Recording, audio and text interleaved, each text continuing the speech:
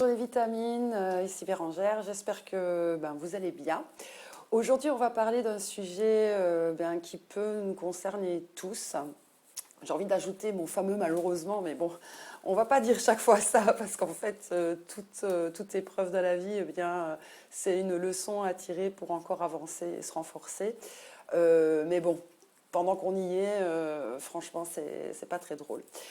Et pour le sujet que je voudrais aborder, en fait, c'est l'emprise psychologique créée par des personnes toxiques. Alors, avant de vous expliquer un petit peu ce que c'est que l'emprise psychologique, je vais vous parler un petit peu, en gros, de ce que sont les personnes toxiques. Alors, il y a deux catégories de personnes toxiques. Déjà, une personne toxique, par définition, c'est quelqu'un qui va créer en vous un mal-être, quel qu'il soit. En la présence de cette personne, vous ne vous sentez pas bien. Et dans cet ensemble de personnes toxiques, il y en a qui n'ont absolument pas conscience du mal qu'elles peuvent générer ou du mal-être qu'elles peuvent générer. Puis il y en a d'autres, par contre, qui le savent pertinemment. Elles ne le savent peut-être pas vraiment au départ qu'elles font du mal, mais en tout cas, leur but est de faire de vous leur bon petit soldat, leur chose, leur fournisseur de bien-être, on va dire, pour être gentil, on va dire que c'est ça.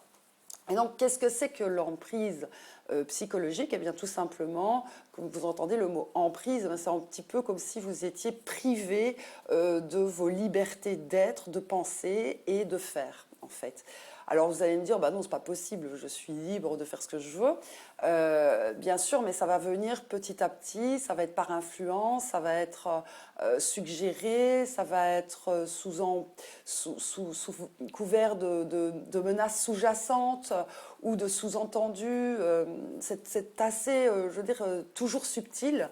Quoique certaines personnes qui imposent une emprise psychologique ne sont absolument pas subtiles et elles vont carrément utiliser l'abus de pouvoir, que ce soit par la force physique ou par la situation sociale qui est plus avantageuse que la vôtre, on va dire. Voilà. J'ai pas envie de rentrer dans des détails psy, c'est pas le but. Le but, c'est que vous puissiez être à même de déterminer par cette vidéo si vous-même, vous avez des personnes autour de vous qui vous créent un mal-être. Alors pour revenir sur les personnes toxiques, qu'elles soient conscientes ou non, déjà la question est à se poser, c'est est-ce qu'il y a dans votre entourage des personnes qui, lorsque vous êtes en leur présence ou juste après les avoir quittées, créent en vous un mal-être. Alors ce mal-être, ça peut être bizarrement, quand vous êtes en compagnie de cette personne, vous vous sentez toujours très mal dans votre peau, vous trouvez pas bien, pas assez bien, ou tous les défauts de la terre, tout à coup rejaillissent quand vous êtes en compagnie de cette personne, ou alors systématiquement vous allez avoir tendance à voir les choses en noir, à avoir des tendances à être beaucoup plus négatif que d'habitude, ou alors tout simplement vous allez vous sentir pompé énergétiquement, vous allez vous sentir vraiment vidé. Alors ça peut être pendant que vous êtes avec la personne, ou ça peut être aussi juste après. Qu'est-ce qui se passe avec cette personne? Est-ce que c'est ça? Est-ce que c'est moi ou est-ce que c'est l'autre? Alors, voilà, évidemment, si vous n'avez ces symptômes que lorsque vous êtes en présence de la personne visée, à qui vous pensez, il y a de fortes chances que cette personne soit toxique. Alors, quand je vous disais tout à l'heure, il y a des personnes qui n'ont pas conscience, il y en a qui en ont conscience. Vous allez évidemment vous rendre compte par vous-même. Vous allez prendre un petit peu du recul. Vous allez vous positionner en tant qu'observateur dorénavant lorsque vous allez rencontrer cette personne. Si vous remarquez que la personne, elle a toujours fonctionné comme ça en fait, elle n'a jamais été différente. C'est vous qui avez été un petit peu aveuglé par certains attraits de sa personnalité et vous n'avez pas voulu voir qu'effectivement elle a toujours été un petit peu toxique, quoi, un petit peu à vous infliger un certain mal-être. Maintenant que vous l'observez avec discernement, vous allez certainement vous rendre compte que cette personne, en fait, elle a beaucoup de mal à supporter sa vie actuellement, ou alors elle n'a jamais supporté, elle souffre énormément, et sa manière à elle de se rassurer, c'est soit de vous faire vous sentir mal, soit tout simplement elle dégage tellement peu d'énergie, elle a tellement peu d'énergie pour elle, elle est tellement en souffrance qu'elle va venir chercher la vôtre, ou alors elle est tellement négative qu'elle va finir aussi aussi par vous rendre vous-même négatif, quoi. Parce que quelqu'un qui dit toujours ah ouais mais non, ça n'ira jamais, et vous allez lui trouver des arguments pour dire le contraire, mais non, regarde, on peut s'en sortir, et puis il y a plein de solutions, et puis la personne va vous dire ouais mais non, parce que regarde, elle a toujours 1000 arguments pour vous démontrer qu'en fait, il n'y a pas de solution et que l'avenir, il est complètement bouché et sombre. Donc forcément, à force d'entendre ce genre de propos, vous finissez par être vous-même influencé, sauf si vous êtes béton. Ou alors vous êtes plus fatigué, vous tombez dans le piège, il vous faut plusieurs jours pour vous en remettre. Donc à ce moment-là, qu'est-ce que vous faites? Vous voyez bien que cette personne, c'est pas qu'elle est mal intentionnée, parce qu'à côté de ça, elle a du cœur, elle a envie de vous voir heureux, par exemple, je sais pas. Elle a des qualités vous pouvez pas tout jeter. Et à ce moment-là, c'est tout simplement prendre de la distance, vous préserver dans des moments où vous vous sentez plus fragile, n'allez pas voir cette personne ou reporter vos rendez-vous, peut-être diminuer les rencontres ou en tout cas les faire quand il y a d'autres personnes avec vous, comme ça dissout un petit peu son influence toxique. Alors ces personnes, il faut savoir que ça peut être des personnes qui ont juste un passage à vide dans leur vie, hein, voilà, donc vous pouvez aussi lui proposer de se faire aider par quelqu'un si c'est quelqu'un que vous aimez, ou alors c'est quelqu'un qui est vraiment, c'est chronique, quoi. C'est une personne qui n'arrive pas à être positive et là, voilà, vous pouvez peut-être lui suggérer de faire un travail sur elle, mais bon, à vous de vous préserver, d'essayer de gérer cette relation du mieux que vous pouvez tout en vous préservant. Et là, je vais dire, ce sont des personnes de moindre mal, parce que voilà, et puis aussi c'est à nous de faire en sorte de donner notre positivité à celui qui en manque, tout en sachant se préserver. Voilà, trouver le juste milieu. Maintenant, là, on n'est pas du tout dans l'emprise psychologique, on est dans une relation où quelqu'un n'est pas très positif et vous pompe votre énergie. Là où on va avoir beaucoup plus grandes difficultés, c'est quand on tombe sur des personnes toxiques conscientes. C'est-à-dire que les personnes qui vous font du mal, mais qu'au départ, en fait, vous vous êtes dit « Ah, cette personne, elle est géniale, elle est exactement ce que j'ai toujours rêvé d'avoir comme amie, ou comme patron, comme patronne, ou comme conjoint, conjointe. Elle est formidable, je me sens bien, je suis heureux. Tout ce qu'elle me dit, c'est exactement ce que je pense. » Enfin, voilà. Ça a commencé, on va dire, cette relation, elle a commencé comme ça, c'était « Waouh !» C'était fantastique. Et puis, au fur et à mesure du temps, vous vous sentez vraiment de plus en plus mal. Et vous avez beau faire plein d'efforts, que ce soit avec votre amie, votre frère, votre soeur, enfin voilà, un membre de votre famille, relation de travail, patron ou pas, ou alors votre conjoint ou votre conjointe, vous vous rendez bien compte que vous avez beau vous casser la tête, il n'y a vraiment aucune solution. Et vous êtes en train de plonger comme ça petit à petit dans une espèce de trou dans lequel vous n'y voyez plus rien et vous ne comprenez plus rien. Parce que tout ce que vous avez fait jusqu'à aujourd'hui et qui fonctionnait d'habitude dans vos relations saines, ici, vous avez beau vous casser la tête, il n'y a pas de solution et c'est même de pire en pire. Alors, un point de repère à avoir, c'est comme dans mon premier exemple où on a affaire à quelqu'un qui est toxique mais qui n'en a pas conscience, c'est un petit peu le même bilan à faire. Sauf que là, il faut s'inquiéter, c'est quand même bizarre. Vous étiez super bien au début avec cette personne et puis au fur et à mesure du temps, vous vous êtes rendu compte que vous n'osiez plus faire certaines choses, vous n'osiez plus parler à certaines personnes, vous n'osez plus dire ce que vous pensez toujours sur certains sujets, vous vous interdisez certaines libertés que vous preniez auparavant, que ce soit par rapport à votre style, à votre coiffure, à vos sorties, à vos activités, ou des personnes que vous fréquentez. Enfin, ça va toucher un petit peu tous les domaines, peut-être pas tous, mais un ou l'autre, en tout cas, c'est sûr. Et ça commence à vous plomber, quoi.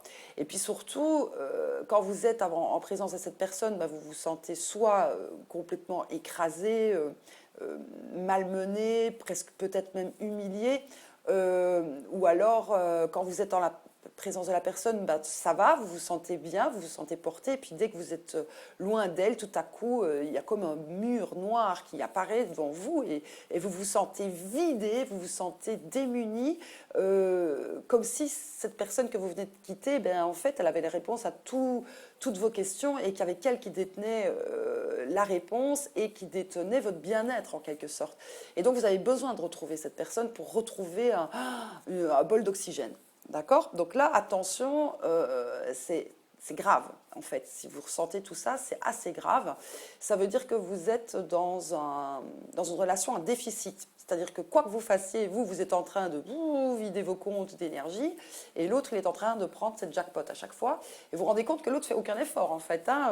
Il a beaucoup de bagou pour vous convaincre qu'il va en faire. Il vous promet monts et merveilles. Et puis, quand il sent que vous êtes au point de non-retour, qu'il y a la rupture qui est là, au bord de se faire, que ce soit dans tout type de relation, il n'y a pas que dans le couple, comme par hasard, cette personne, hop, elle sort de son chapeau une réponse qui vous satisfait, qui vous soulage et qui vous fait penser que bah, ça y est, quoi, c'est reparti comme en 40, elle a compris, j'en pouvais plus, mais là, ça y est, elle a compris.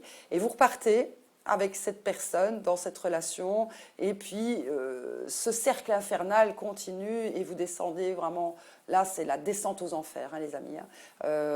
Parce que en fait tous ces petits coups de t'inquiète pas, je suis là, je te rassure, je vais te donner ce que tu veux, eh bien reviennent de plus en plus et puis les attaques sournoises, les jeux d'emprise, les jeux de pouvoir vont devenir de plus en plus puissants jusqu'à ce que vous commenciez à vous rebeller. Et alors là, quand vous commencez à vous rebeller, généralement, c'est là que vous commencez à vous rendre compte qu'il y a un grave problème avec la personne en face. Et c'est là que ça devient corsé. Alors, comment faire ? Comment faire déjà pour sortir de ce jeu malsain? Parce qu'évidemment, il ne suffit pas de se dire cette personne est négative pour moi, pour vous en libérer, parce que vous êtes dedans. Et que cette personne a fait en sorte de vous rendre complètement dépendant, pieds et poings liés d'elle.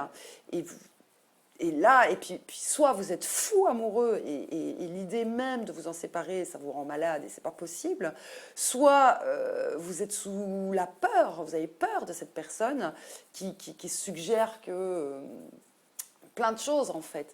Et vous ne pouvez pas vous en libérer. Alors il faut savoir que ces personnes-là, ces personnes toxiques conscientes, elles jouent sur deux racines.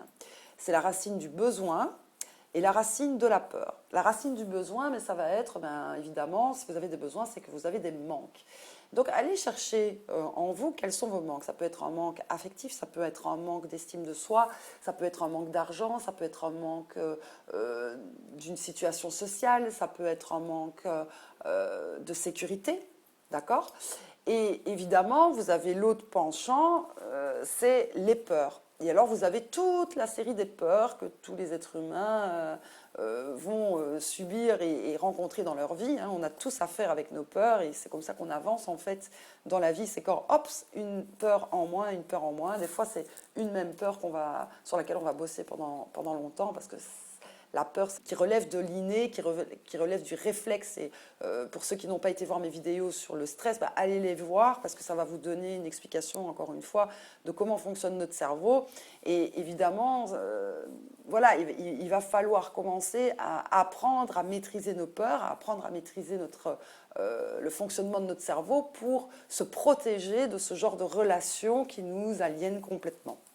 Alors, dans les peurs, vous avez la peur de manquer, la peur de la pauvreté, vous avez la peur d'être en mauvaise santé, vous avez la peur de la mort, vous avez la peur d'être abandonné, d'être rejeté, d'être jugé, vous avez la peur d'être attaqué, la peur d'être tué, la peur de mourir, la peur...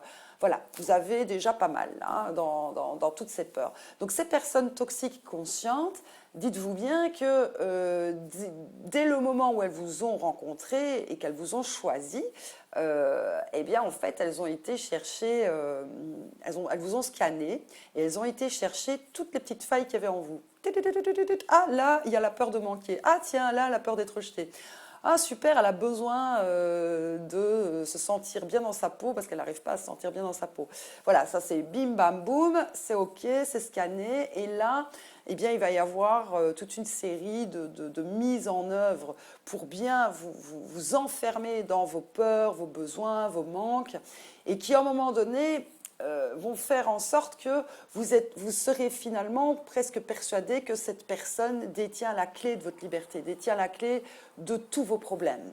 D'accord? Donc maintenant, il y en a certains qui vont me dire non, pas du tout, moi c'est mon patron, mais votre patron, s'il vous maintient complètement dans une emprise psychologique et que vous êtes complètement au bord du burn-out, ou vous êtes déjà en burn-out et que vous vous dites il a tout le pouvoir, Non, non, parce qu'il joue sur peut-être le fait que vous avez peur de ne pas retrouver du travail. Vous avez peut-être peur d'être jugé, vous avez peut-être peur de ne pas vous sentir à la hauteur. Donc, si il n'y a plus de peur, il n'y a plus de prise, parce que eux, sans ça, ils n'avancent pas, ils ne peuvent rien faire contre vous s'il n'y a pas ces fameuses prises de la peur et du besoin. D'accord? Alors, qu'est-ce qu'il faut faire? Ben, moi, par exemple, quand je reçois, ben, d'ailleurs, je reçois beaucoup de personnes qui sont confrontées à ça, d'une manière ou une autre, eh bien, on va venir faire du tapping sur les failles, on va venir faire du tapping sur les peurs, on va venir les dégager, on va aller rechercher la source de tout ça.